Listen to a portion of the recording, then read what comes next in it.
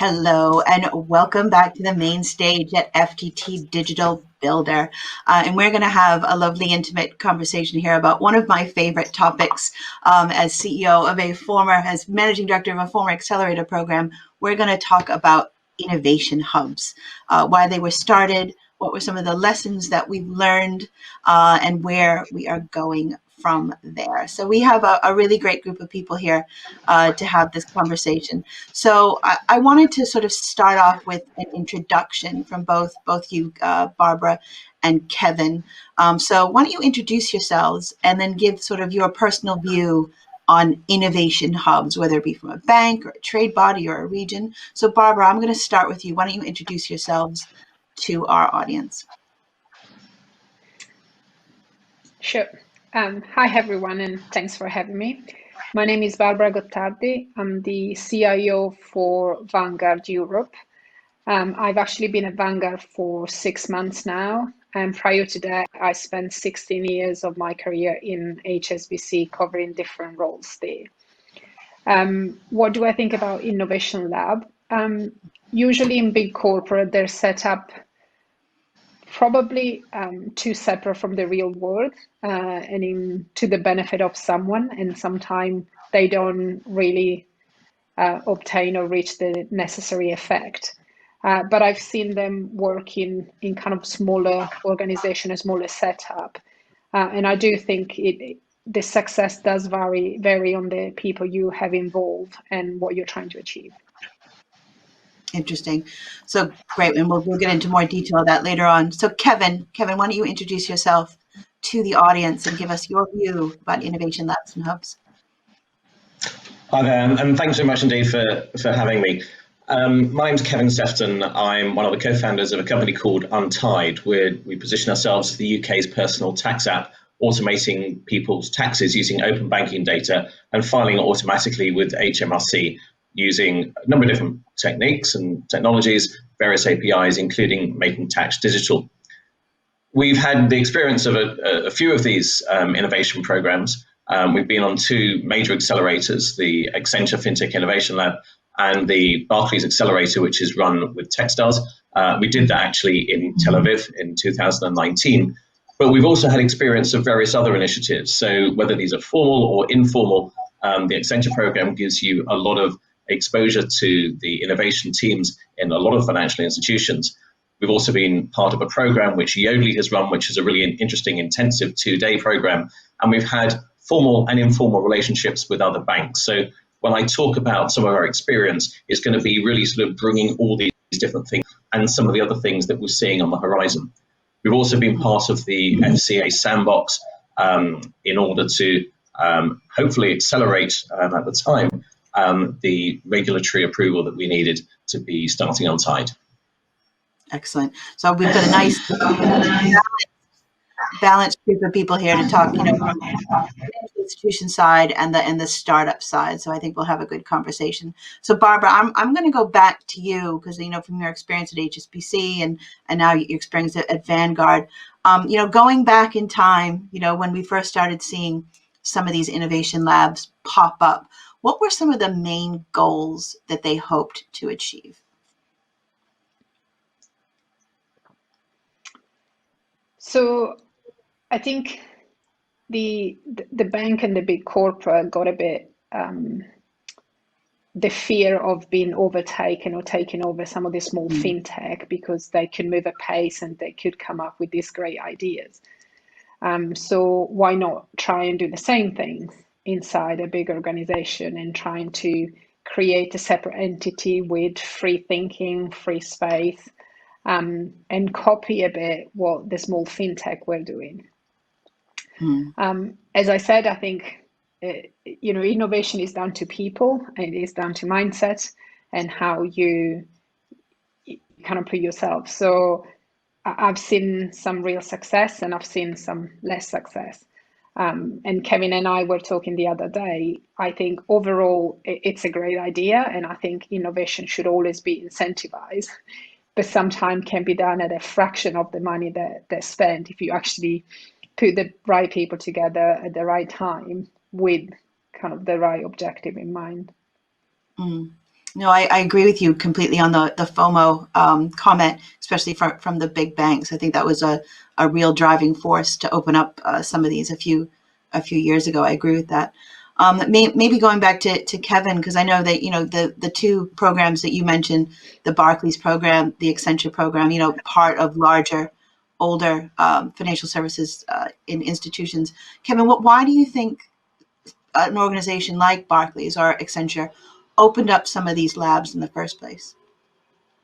Kevin?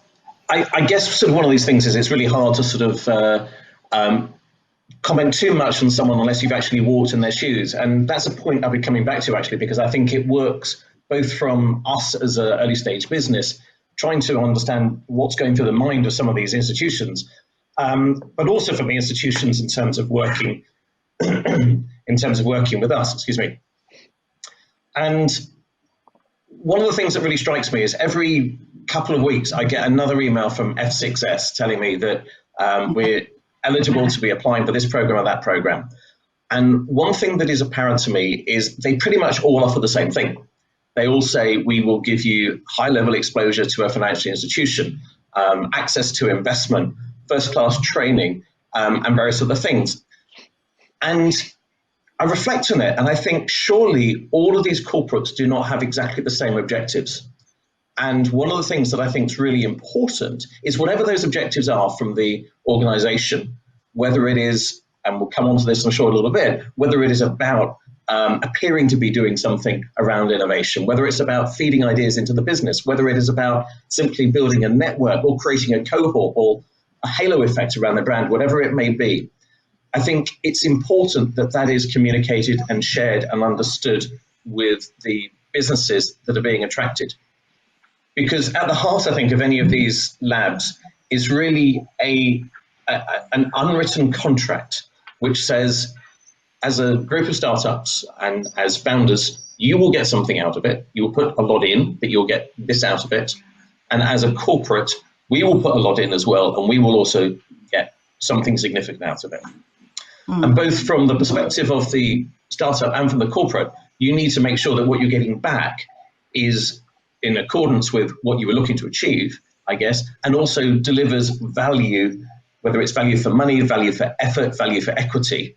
And then I think you're able to say, right, this is working and let's do more of it, or this needs to be tweaked and we can be changing it afterwards. So I don't always know exactly what the financial institutions are trying to achieve. And almost because I don't know what they're trying to achieve, I can't even be confident that I'm aligned with them in delivering that. And I think almost not knowing that is part of one of the things that I think would be really quite helpful for us as a business applying for these things to know. So, Kevin, I'm going to stay with you. Oh, I'm getting a little bit of an echo, but I'm sure it'll be fixed with our lovely operators. But, I have to have full disclosure. I was managing director of Startup Bootcamp. So, I know very well the TechStars program and the Accenture program. And I wanted to stay with you a little bit about who does this benefit. Now, when I ran an accelerator program, our banking partners were Lloyd's Banking Group and Rabobank and Intesa Sanpaolo and MasterCard and a number of other firms. And we very much, way you described it, the benefits that we sold to the startups were very much access to these partners, access to investors. I wanted to stay with you, Kevin, about this benefit. Do you think that in reality, the benefit is more about the FOMO for these large corporates, or maybe it's not it's not communicated well enough, or you're being sold something that's very different in reality?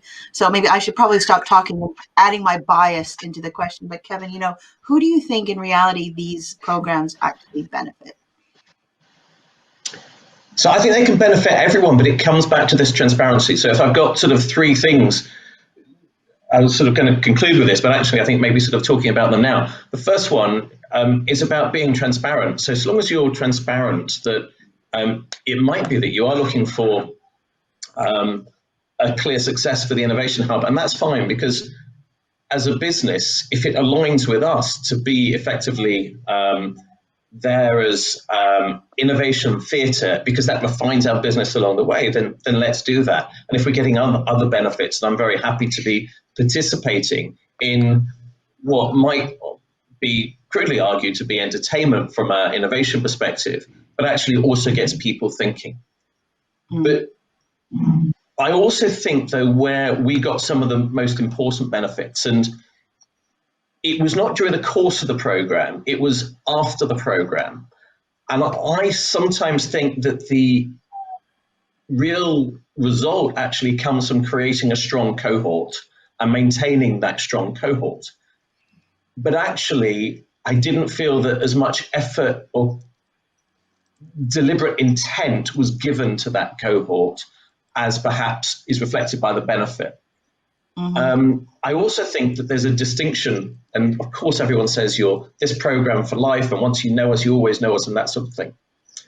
But I have seen very different types of relationships with different programs as to really whether you are there for a short-term, exciting, one-night stand effectively, or whether you're actually trying to build a long-term relationship together.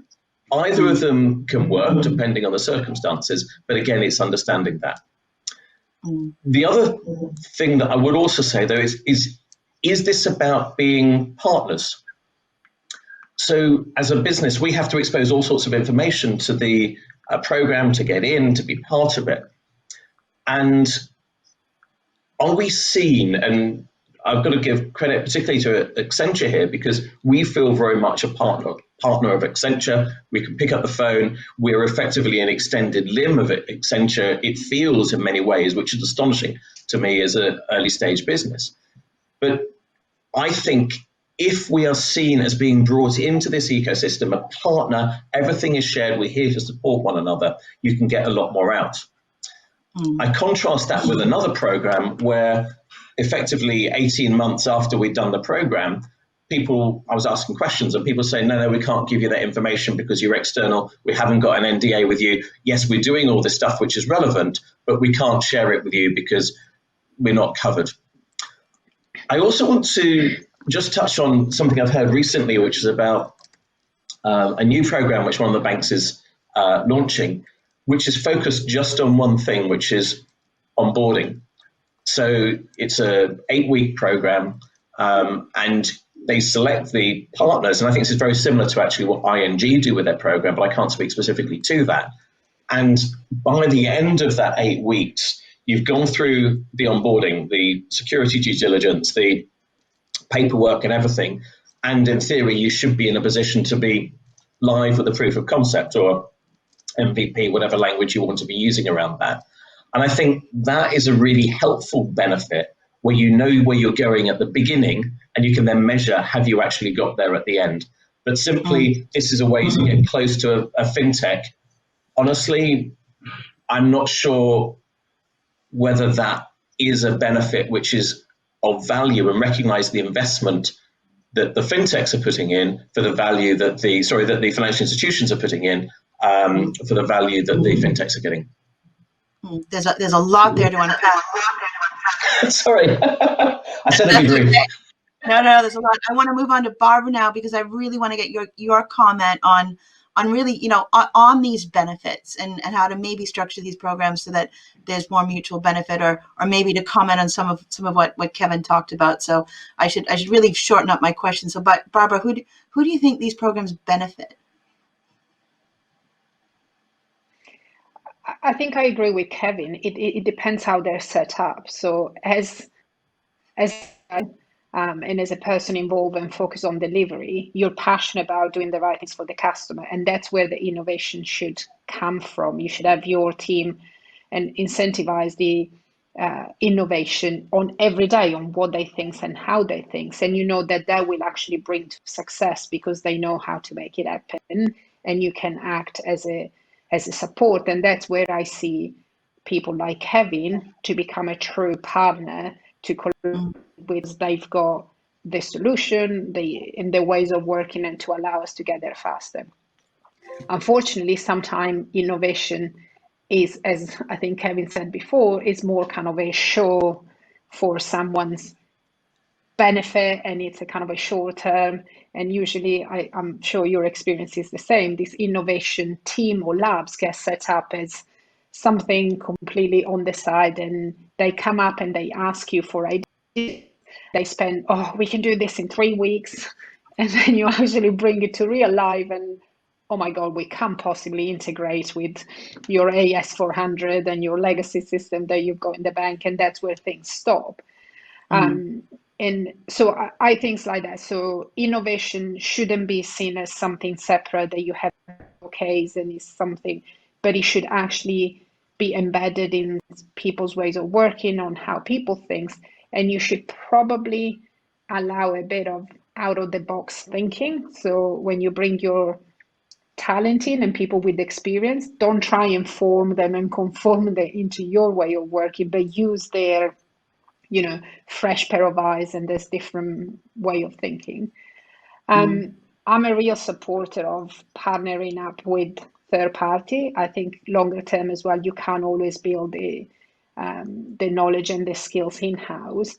But I do think what probably Kevin was coming from is sometime where everything's fall apart is it's so hard for corporate to onboard and partner up with tech if you got legal, compliance, risk, and everyone. Make it so hard that unless you really want to, people just tend to give up. And I think that's where almost innovation breaks down.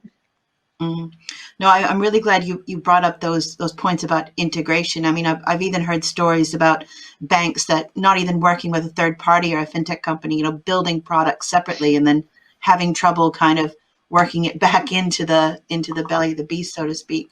But Barbara, I'm going to stay with you. Kevin mentioned this first in his last answer, this idea about innovation theater, and which has often been sort of one of the accusations of labs, especially from banks, by many people in the ecosystem. Although I do kind of believe that the learning aspect of innovation labs should not be sort of underappreciated. But Barbara, I'm going to stay with you. Do you think these accusations of innovation theater are fair or unfair? What do you think? As usual, I think it depends how they're run, right? I'm with you. I think sometimes run these innovations camps or theater, as you call them, we invite different people. It could work both ways. Sometimes it's really good and you do get visibility or ideas from fintech you've never heard before. At the same time, it's also quite a good thing for internal employee in a bank or in a company to actually get exposure of this that otherwise they wouldn't get. And it could be seen as something, a kind of a way of thinking outside the box, and from there something can start, and a partnership can start, and some idea can start. I think you always get down, is there one-off and you want to put a show in and then actually nothing happens, so it's a bit of a fake window shopping and then it kind of disappears, or is there something you're actually committed to it and then you can support your team, your people, and you as a leader in an organization will take the innovation to actually a live solution to benefit the end customer. I think that's the big difference for me.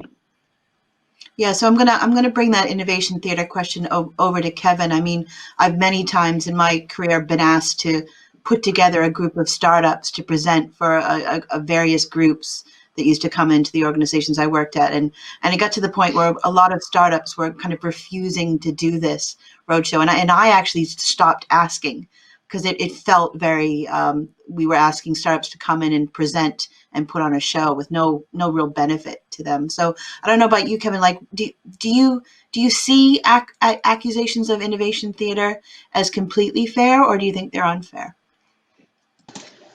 I think it comes back to everyone getting something which is of value to them out of this. That there are times when it is absolutely explicitly innovation theatre, and I'd much rather that someone said, Kevin, can you give this 20-minute, half-hour pitch? It's going to be entertainment for these people that are coming. You're doing us a favour, and thank you very much for doing it. But of course, we bring value to you in other ways, which is understandable. And I've had examples of that we've been invited to pitch in different places. I tend not to like to stand up in front of a conference and just talk about Untied as a pitch competition, because I think, well, why would I be giving away some of my corporate secrets to a room full of strangers who actually really don't have much interest in investing a lot of the time. But we select those that we do go to. But I think when it comes to these innovation hubs, I'm very happy to be part of Innovation Theatre as part of that understanding of the relationship that we have with the corporate. What I would say, though, is sometimes something that we need to think about with the programs is an awful lot of effort goes into preparing the business for the 4 or 5 minutes they're on stage at the end. And I feel that in many instances, and here many instances, the effort that goes into that, and I'm going to say the budget that goes into it, is probably something where, as a fintech, I feel is disproportionate to the value that we get from it. And I would much rather find a lower cost way of delivering that doesn't take so much time, and to focus much more on what I would say is the substance of our business. And one thing that did strike me throughout sort of a lot of the programs that we've done is hardly anyone actually cares about our product. And to me, the product is the essence of what we do. The fact that I have so many people saying, Kevin, you just need to tell a story, and you start with this way, and you've got this hero's journey, or you start with the problem, the solution, whatever it might be. I've heard that so many times, but actually what we do and what many businesses do is really clear in terms of the market that they're trying to reach, the problem they're solving for whom, and it's a lot more to do with the product and whether that's something that resonates. And indeed, when it comes back to the problem, is this a problem that is actually a problem which is put in terms that the financial institutions themselves recognize as being a priority for them? I suspect it's not. So again, I'm sorry I've taken a bit of a meandering course during the course of this answer. Perhaps I should listen more to the people who say, do it and get your story right in 60 seconds. I'm a big proponent of telling your story. I think that first pitch, people do it with their heart, not their head. You can always go into the product later on, but this is a discussion for another time. But I maybe wanted to stay with you a little bit, because there's this whole gamut of what is a fintech company, comprises so many different types of companies. And then Untied, it's aimed at the consumer market. It's aimed at individuals. And I'm looking at the types of companies that might be successful in an innovation lab from a bank, might be more on the B2B side, or the type of product that a bank would use to solve a problem internally. Do you kind of see, Kevin, I'll probably stay with you. Do you get that feeling that banks are more prepared to partner with a B2B type fintech, or something solving an internal problem, than a product aimed at the wider consumer market? I think the point that you finished on is a key one, which is it solving a problem in the bank, and whether that problem is about revenue. But I think that the other side is probably there's a lot of problems or opportunities as well when it comes to costs, where fintechs really can be helping banks. And if it's streamlining back office activity, whatever it might be, which isn't necessarily consumer facing, I do see a lot more opportunity there. And perhaps we can sort of think about it slightly differently as you're talking about that when we go to banks and we talk about what we do, and I think this is probably across the board, they might say, well, what you do isn't important to us at the moment. So maybe we'll have another catch up in 6 months. Or they say, this is really important to us, but we've already got a team who are doing it, so we don't necessarily need your input at this point, or whatever it might be, until they've made that decision to buy. And this is just sort of reflecting what I've seen of a lot of different fintech companies going through these different programs, and the ones we've got the relationship with. Once they've got something which matches the problem at the bank, and the bank is then in a position that they want to buy to solve it, I think then that works. And it might be it's a discrete piece of work, or it might be a bigger solution. So yes, I would probably agree with your hypothesis there. I should just say yes. No, then we wouldn't have a discussion. It would be a very short discussion. So I'll move on to Barbara now, and I'm actually going to kind of move on to the next question to get sort of the other side of the coin. A lot of these, when you think innovation lab, you think disruption and new and, creating new, exciting new products. But I mean, in terms of a structured innovation lab, do you think it's possible to create that disruptive fintech product in these types of departments?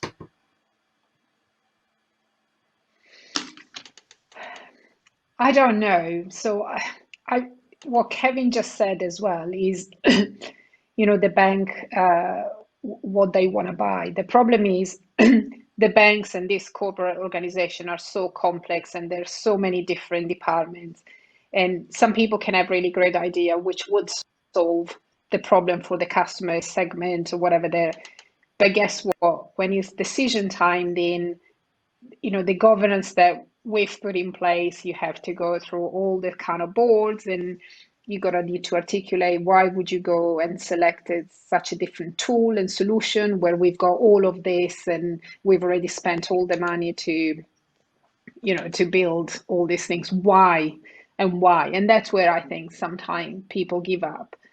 I think if you actually are clear on what you're doing, and I'm going back to what probably Kevin said before, if you actually think of new ways of working and you have a close partnership between business and technology, so you're not going out and doing, oh, let's look at the last shiny tool and let's try and bring it in because it looks really cool and we want to work with them, but flip it on the side and say, okay, what is the or what's the problem? What are you trying to solve, and why you're trying to solve? Is that kind of, is that increasing your cost base? Is that impacting your productivity?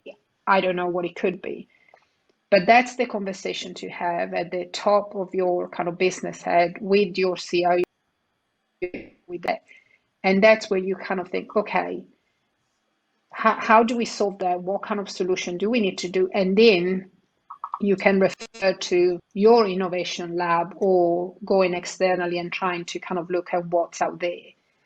But at that point, you actually have a mandate, have an outcome to achieve, are very clear on what you need to do, and there's a business case behind why you would do that.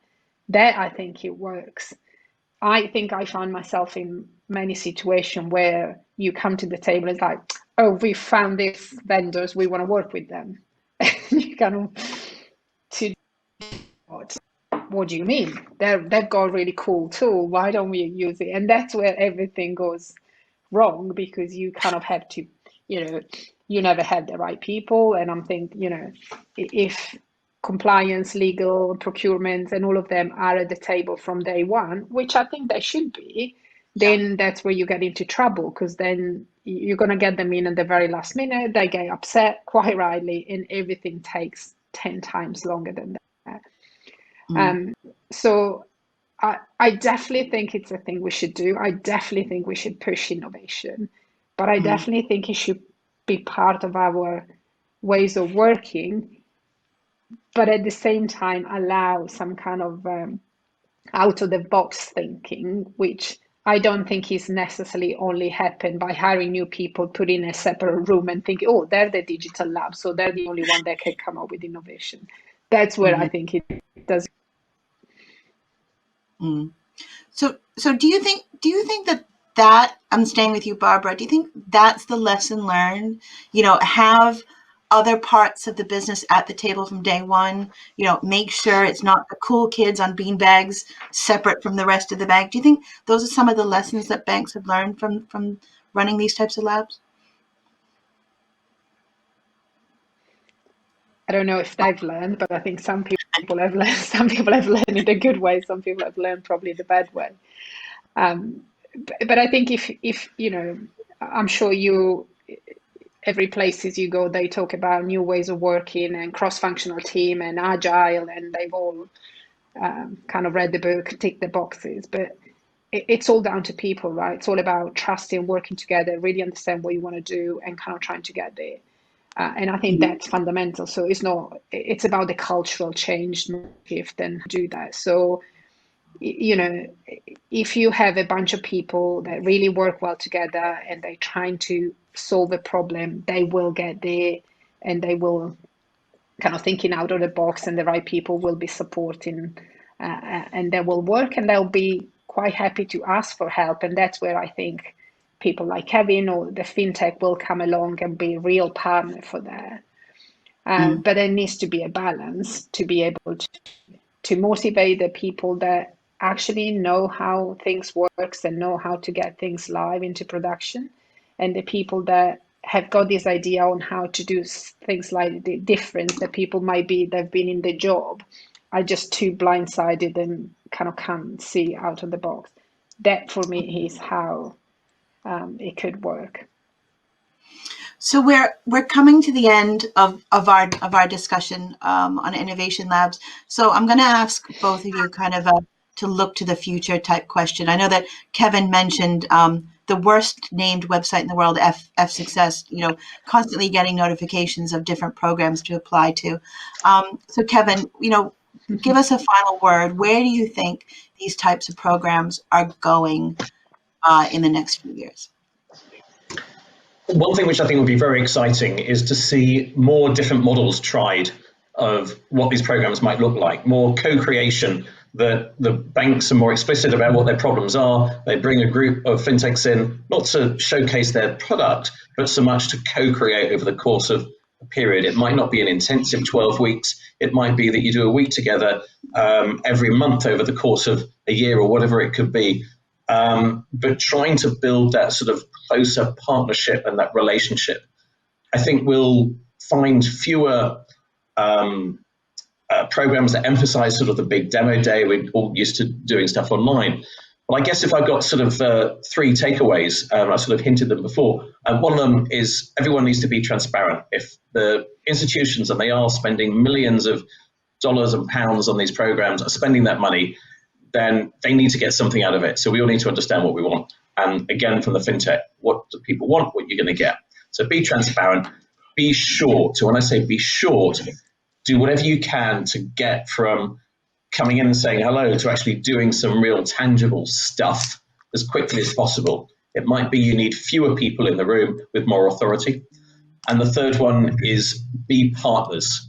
So if we can see everyone actually trying to co-create and develop and succeed together, then I think that bodes well for what the next generation of these programs might look like. Excellent. Thanks. Thank you. So I'm going to go back to Barbara for a final word. Where do you see some of these programs going in the future?